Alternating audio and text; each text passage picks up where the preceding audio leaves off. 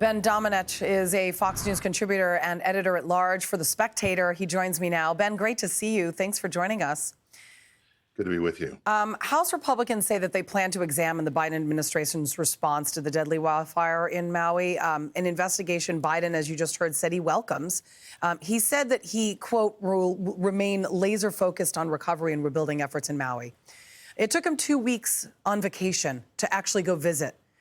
And, you know, he talks about rebuilding and being laser focused. You can rebuild, but you can't bring back the over 100 lives lost.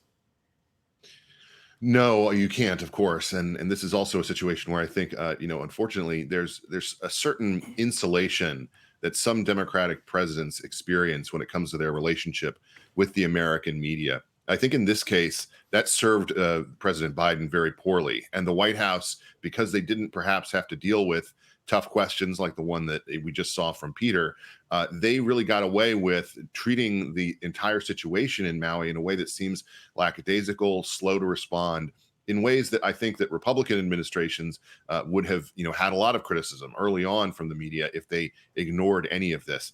Look, the president wants to make this about climate change and that type of thing. But what we actually know when we look at the evidence, particularly the research that has been done by Michael Schellenberger in his book Apocalypse Never and everything else related to this, is that the reason that these fires and disasters have more expensive consequences is because people are living in nicer houses in these regions. There's been more investment in them. People like to live in Florida. They have nicer places. They like to live in Hawaii. And because of that, the overall, financial ramifications of disasters has grown exponentially from where it used to be in the past.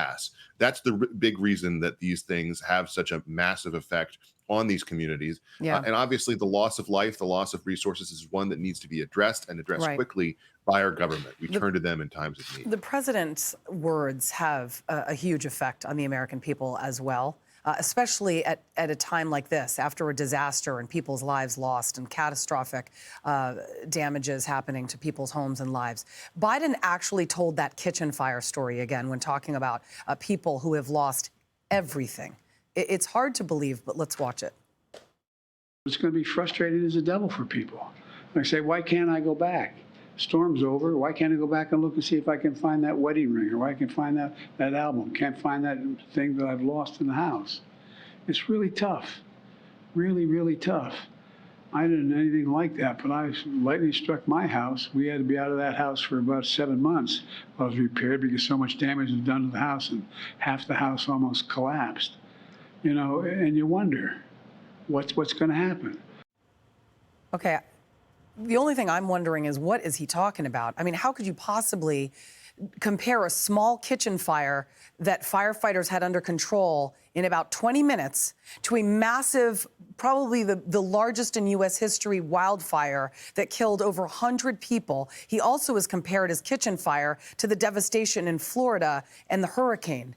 I mean, critics, again, seem to be asking why he seems to be making a horrific tragedy about himself. I mean, is this a man and a president out of touch or just simply oblivious for making comments like this? He politicizes everything and he personalizes everything, but it seems to have more to do with his own personal life than the personal lives of the people who are involved. Look, when I was growing up, we lived through Hurricane Hugo when we were living in South Carolina. The chimney fell into our house, and only the work of a very capable neighbor who decided to stay behind to come over during the eye of the storm and staple gun a tarp to the top of the roof, saved my family's house at the time. But I think in the time of need, if you're the president of the United States, people don't want to hear about your personal experience with, an electrical fire in your house. They want to hear what you're going to do to take care of people, to actually respond to their needs. They want to hear you connect with the people and the challenges that they're facing on the ground.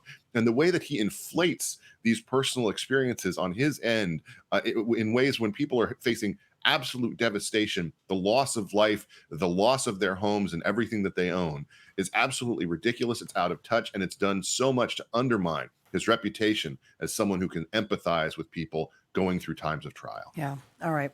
Something else that those of us just shake our heads at is the president's Hunter headache. It gets worse by the day. House Oversight Chair James Comer says his committee's latest findings show the president's role in his family's business schemes. Watch. Joe Biden's role in this family influence peddling scheme continues to grow on a daily basis. Joe Biden was front and center. He met with every one of these people that he claimed he never met with and never spoke to. There's consensus in our conference now that we're going to have to go to impeachment inquiry. Obviously, that'll be Speaker McCarthy's call, but I feel like we're there now, Sean. I feel like that's imminent. Okay, so this comes as emails reviewed by Fox show just how close Hunter was with top officials in the Obama-Biden administration. One reads in part, just spoke with Hunter Biden, good friend of S. Fox confirms that S refers to then Secretary of State John Kerry, based on multiple emails. Documents released by the National Archives also show that Hunter's investment firm traded more than 1,000 emails with Joe Biden's office during his time as vice president. Adding to the president's troubles just today, the judge in Hunter's criminal case is asking for an update on the battle over the gun diversion agreement issue, as you know about, after she tossed out the tax charges. So she gave a deadline of September 6th for both sides to update the court. How do you see this playing out? Well, first off, just to the email question, people need to understand how awful this truly is. It's an attempt, especially with these, the use of aliases on the part of Joe Biden himself to avoid the kind of sunlight, the kind of Freedom of Information Act inquiry into his correspondence in ways that the people have a right to know. But also think about how much this undermines everything that we were told by Joe Biden, by his team, everyone else during the 2020 campaign, that he had nothing to do, that there was no back and forth, that there was no conversation. He never talked to his son about any of his business. And it turns out that, not only was he, essentially getting information back and forth, his office and everything to Hunter's firm and to Hunter himself, but Hunter had access to all sorts of different things related to his schedule. They would have these meetings and dinners with key people. They are thick as thieves in this, and we deserve to know the answers. The fact that the National Archives is not cooperating with basically providing emails, it's a travesty, is a problem, and that is why Comer is asking for an impeachment inquiry or some kind of investigation to happen. Answers, accountability, something that this White House doesn't seem to be all too familiar with.